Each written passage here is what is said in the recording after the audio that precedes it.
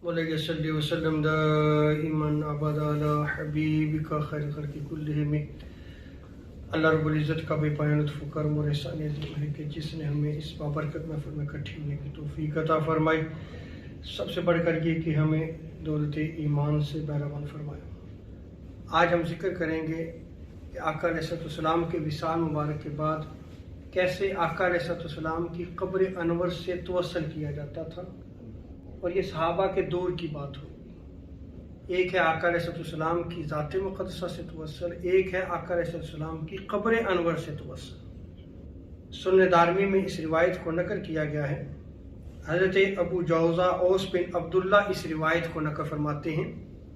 वो बयान करते हैं कि एक मरतबा मदीना मुनव्वरा में सख्त कहत पड़ा, खाने की कमी हो गई, लोग परेशान थे, बारिश नहीं हो रही थी।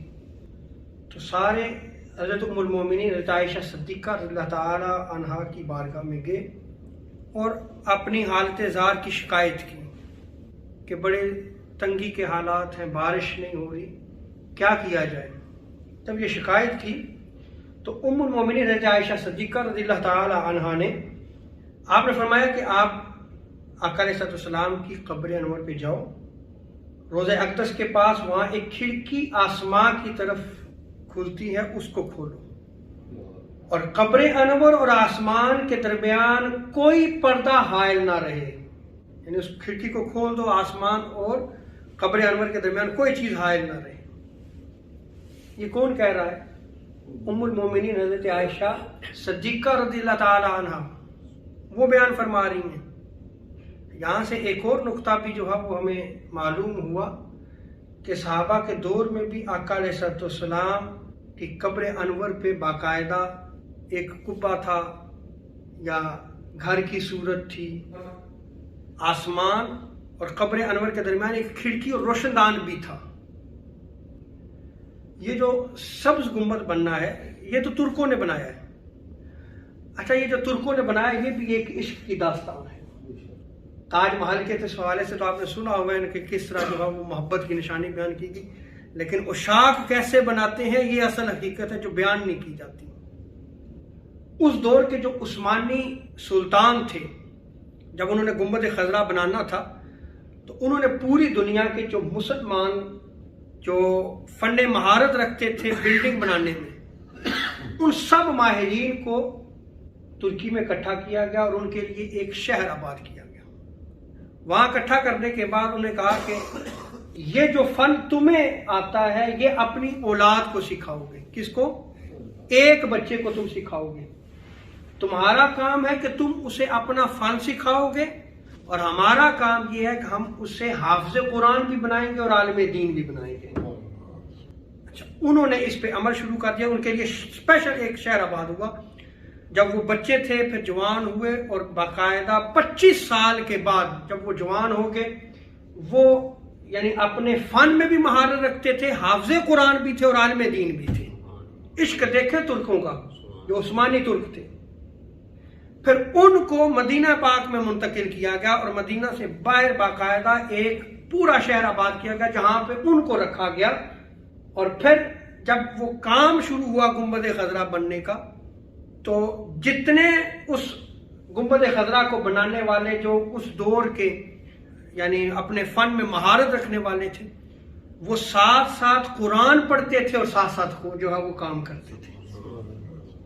तुर्कों का इश्क देखें, यानी कितना अरसा उन बच्चों को स्पेशल तैयार किया गया, उनको आलिम बनाया गया।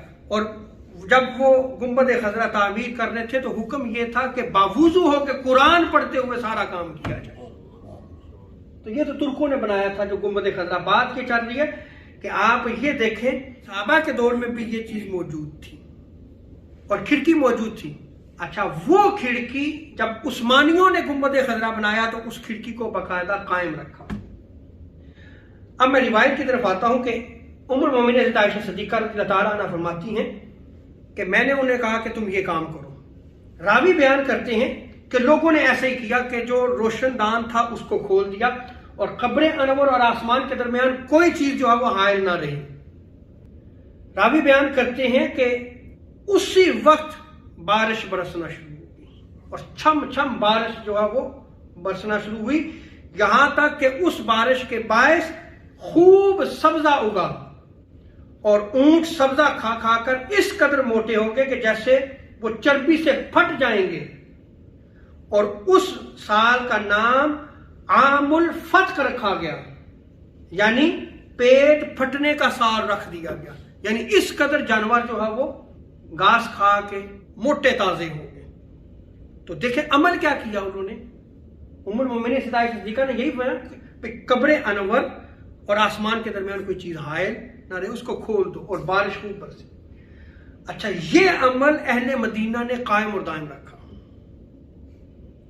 इमाम समूदी जो बहुत बड़े अजीम मुहद्दिस और मुअर्रिख हैं, उन्होंने अल वफा में इसको नकल किया है बाकायदा, और उन्होंने इमाम ज़ैन अल मरागी के हवाले से भी नकल किया है कि वो बयान करते हैं कि हमारे दौर तक ये था कि जब भी बारिश ना होती तो हम उस रोशनदान को खोल देते तो बारिश छम छम बरसना शुरू हो जाती। और इमाम समूदी फिर अपने दौर में जो है वो बयान करते हैं कि हमारे दौर में भी यही है कि जब बारिश नहीं होती हम यही अमल करते हैं। यानी अहले मदीना ने उस अमल को कायम और दायम रखा। अहले मदीना बाकायदा एक, यानी जो सैयदादा होता, छोटी उम्र का होता, जो मासूम होता, उसको जो है वो बाकायदा उस खिड़की तक रसाई दी जाती और वो खोलता और बारिश जो है वो छम छम बरसना शुरू हो जाती। अब ये अमल किन का था? ये सहाबा के दौर में था, ताबीन ने किया था। और रहनुमाई करने वाला कौन था? उम्मुल मोमिनीन हज़रत आयशा सिद्दीक़ा रज़ियल्लाहु ताला अन्हा। अल्लाह रब्बुल इज़्ज़त हमें दीन को समझने की तौफीक अता फरमाए। रब ताला हमें आका अलैहिस्सलाम की मोहब्बत अता फरमाए। व मा अलैना इल्लल बलागुल मुबीन।